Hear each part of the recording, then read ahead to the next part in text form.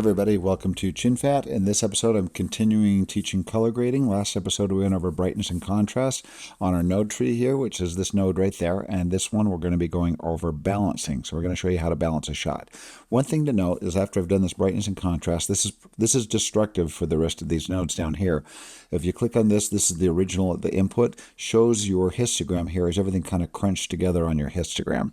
Like this is white, this is middle gray, this is black, and this waveform is not spread out very far so this is a short waveform here, which means these, with my input here, I do not have very much contrast. If we turn this node off, you'll see this Command D, that this is very, very flat. But after we've done our grade here, hit Command D to turn that back on, or Control D on a PC.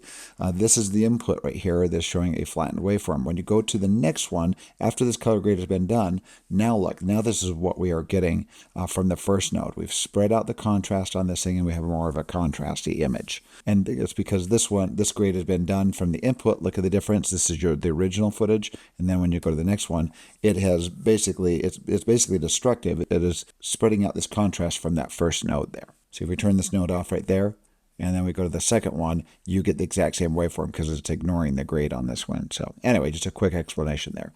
So let's go to balance here. So balancing is going to make the shot look like it is properly color balanced. Like if you shot in sunlight and your camera was not quite at 5600, if you had a different color temperature and the color looks a little bit off, looks too warm or too cool, we're going to adjust that by balancing our shot. And I like to use, you can use one of two tools here. You can either use the Parade, which shows three waveforms, which shows your red, green, and blue channels and brightness levels in those. I personally like the histogram down here. The histogram is going to show this, is going to line this up here and show you how your colors are differing.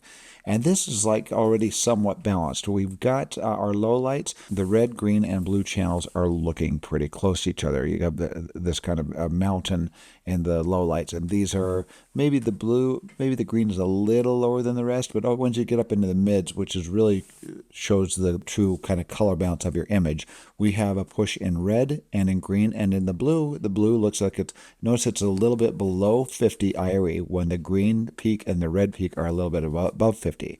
And over here as well, when we're getting to the upper, getting more toward the highlights around 70 IRE, notice that the red is kind of peaking right on that on 70, the green is similar, and the blue is a little bit lower. So that means we have more of a red and green push in this image than we do blue. And it's not bad right now. If you're going to be looking at a really blue image, if your image is like overly blue, let's show you what happens. Look how the histogram changes as I push it more toward the blues. Now the image looks blue, and you can see that you have a push in the blue and less in the red and a little more in the green. So this is mostly a prominent blue image. Let's undo that. But this is not very extreme. It's just kind of subtly a little blue in the image. But let's show you how to fix that. A couple ways. Once again, I'm going to show you how to do it in the primary wheels and then show you how to do it in the curves, which is going to give you a lot more power over this.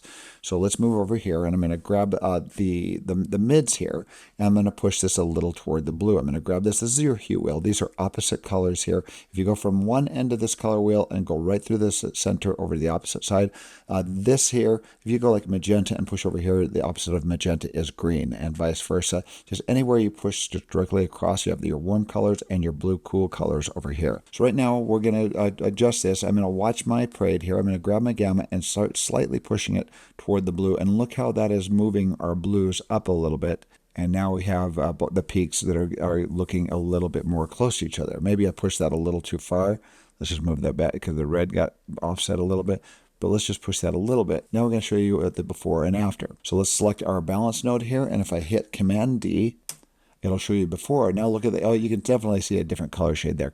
And now look at this when I hit Command D again. See how that cooled it off just a little bit. That is one way of doing that, of getting these even. But let's show you one way to do it when you have a lot of control over it. I'm going to right click and say Reset Node Grade. My brightness and contrast stays the same. And let's go down to our curves, and we're going to go over here and say we want to edit just the blue channel. I'm going to click on blue right there. It creates the curve chart here for just the blue channel.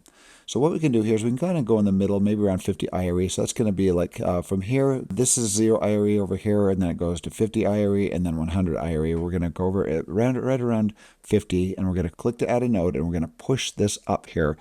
This is the turn it up area, this is the turn it down area, and we're going to push that up just a little bit, and it's going to push those blues up above the 50 IRE, and now they're looking pretty close. So let's select this, hit Command D. There's your before, there's after, and it feels a little cooler now. One thing that we've also done here is we've kind of pushed up the highlights. The highlights are going to have a subtle blueness to them, because you'll notice right here that our red and green are hitting around 90, and then the blue is just a little bit above. We can just correct that by grabbing this node and dragging it down, and look how we're going to get these to where they are lined up. And now our highlights, our whites, are going to look white instead of like a bluish tint. You're not going to really notice that very much. That was just a slight push higher, but there we go. So I got that pushed up. We got these evened out, and it's looking pretty good there. So, and you can, of course, you can control the low lights in your blues down here by sliding this up and down. If your darks are looking like a little too red, you can go and grab the red instead and just and drag the red down, or drag that up and increase the reds there. So you have access to each one of the channels by going red, green, blue, and the Y is actually just the brightness level. If you chain that together like that, that is everything. This white line is now affecting everything all at once. So, and that shot's looking pretty balanced right there and looks good. So in the next episode, we are going to be going over this node here, and we're showing you how to do saturation adjustments in your image.